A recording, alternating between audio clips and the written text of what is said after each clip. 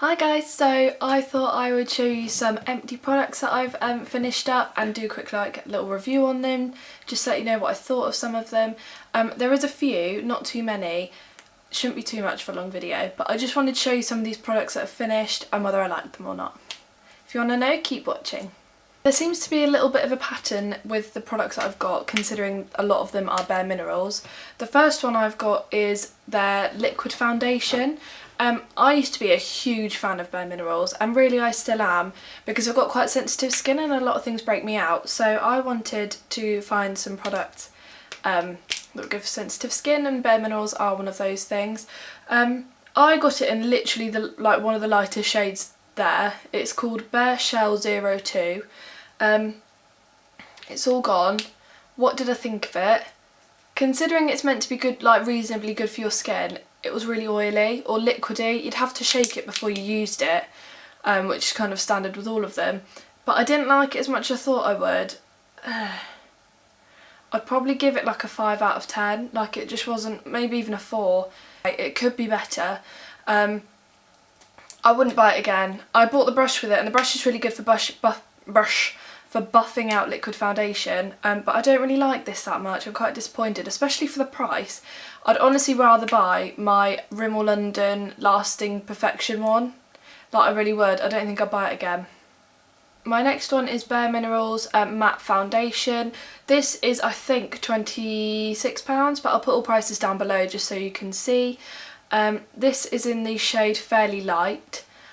I loved it. It's a powder foundation, loose powder, you buff it in with a brush, and it is really good for your skin because it doesn't sink into your pores. It stays on top, it creates like a layer. It's not as full coverage as people think. I went for max, I've got an oily skin type. It's not that great coverage, but if you get their concealer, the concealer is insane. I've never used another one since I got that one. This is alright, but it could be better. I love it if you want a really natural day-to-day look. But yeah, so that is the Bareminerals matte one. I'd probably give this a 7 out of 10. It's quite a good foundation, especially for newbies for foundation as well, because it's so easy to use. My final Bareminerals product is Bareminerals Complexion Rescue BB cream. I got this because, again, I was in love with Bareminerals and I wanted to see what it was like. It's actually a really good BB cream. It's expensive, as all Bareminerals is. I got this in the lighter shade, again, Opal 01. It's a good product. I probably would buy it again if I wanted a BB cream, but I am somebody that likes full coverage and I need a foundation that's going to do that for me.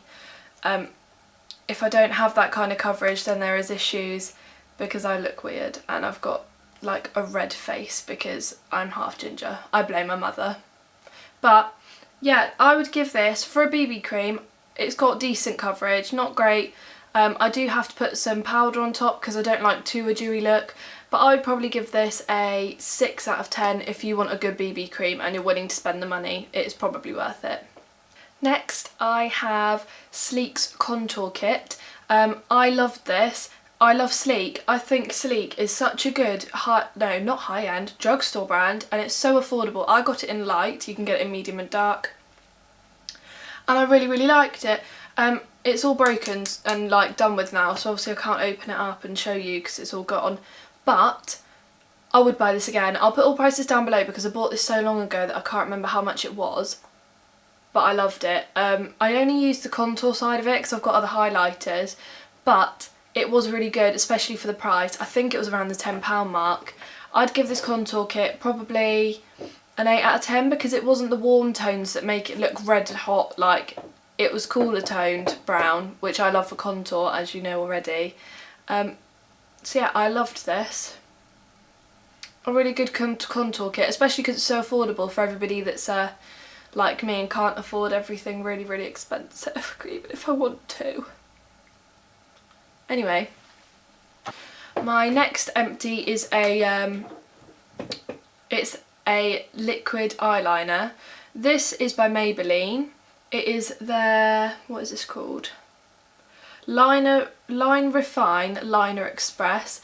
I bought this out on a whim because I needed a liquid eyeliner ASAP, and they didn't have my standard Rimmel ones. I bought it in Asda and they have only selected makeup brands in there, don't they? So I picked this up and I was almost concerned because the wand looks really quite thick compared to what I'm used to. It's actually not. It's a really good liquid eyeliner. It's kind of thin compared to the Rimmel one, so when you put it on you maybe want a couple layers, especially once it starts running out, but it does stay on. If you've got oily skin like me, you might need a quick top up on the wings and that kind of thing where your eyes open into your crease, but other than that I think this thing is awesome. I've been using it like every day. I don't have it on today because obviously it ran out. I probably wouldn't buy it again because it doesn't quite top my Rimmel one, but I love this. So if you don't have this, and it's so cheap, I think this was about £4, try this bad boy out because it's so good. My next empty is, well, nearly empty, but I'm not using any more of it, is the Nivea Daily Essentials Extra Gentle Eye Makeup Remover. I didn't like this. Like, straight out, I will give this about a 2 out of 10. It's so oily, and I know they're meant to be oily so it doesn't like harm your eyeballs and that kind of thing, but I just didn't like it. It was too oily. It broke me out like where I put it on my eyes, because obviously you like wipe and then it goes on your skin. Broke me out. It is cheap and it does work for a lot of people and a lot of people like it, but I just didn't get on with it. I wouldn't buy it again. It says it's for all skin types, which it probably is, but because of how oily it was I just didn't get on with it at all. I used it because I don't like to waste stuff. The smell is very soapy. It's that whole Nivea smell, and that's probably what threw my skin off because my skin doesn't dote well with fragrance or scents on there. It will break me out, but I won't be buying this again. 2 out of 10, I don't like it. Next is my Schwarzkopf hair salt spray. It is called the Got To Be Beach Matte Mermaid Look Texturising Salt Spray. I really like this. I'd give it about a 7 out of 10, but I don't like the smell. And I'm really funny about scents, and like when I don't like the smell of something it completely puts me off. It does texturise your hair. Obviously with any salt spray, if you put too much on your hair it goes like crunchy and it's not very nice. I love it. It works really well. If you want a cheap reasonable one, I got this from Savers for like £3. It just stinks. I don't like the smell at all. Hold on, let me try and describe it. I know it sounds stupid, but it smells salty. It's so good for people with curly hair like myself, but I just don't like the smell. And if the smell was different, I would not stop using it, but the smell completely puts me off, and it doesn't disappear either. The product itself, 8 out of 10. Smell, like 1 out of 10. It's awful. I won't buy it again because I've got others and a mousse and that kind of thing. But it's empty, so I used it. My final one is something I took on holiday with me earlier this year. It is a sun cream, face cream with a bit of BB cream in it. It is by, I don't know how you say this, Vichy? Vichy? I'm going to say Vichy. And it's got SPF 50 in it, so it's a really good sun cream. And this is called the Tinted Velvety Cream for normal to dry sensitive skin. I didn't read that bit when I bought it, but that's okay because it worked anyway. This is all I wore in the daytime. Obviously when I went out for dinner at night time I put my makeup on, that kind of thing, but in the day I literally threw this on my face, a bit of loose powder to like dry it up a bit, and that was me good to go because I had lash extensions on. It's awesome. It's £11. That was with £1 off I think, so it was about £12. I put all the links down below. It's good, it is good. And it works, and obviously I didn't get burnt once on my face, and I only put it on once in the morning, that was it. But it worked so well.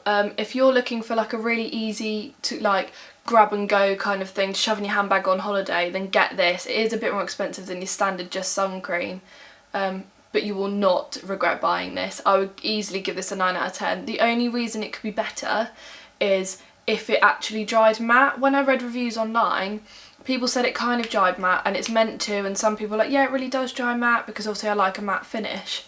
It didn't dry matte really, not at all to be honest. So they are all of my empties that I've got recently.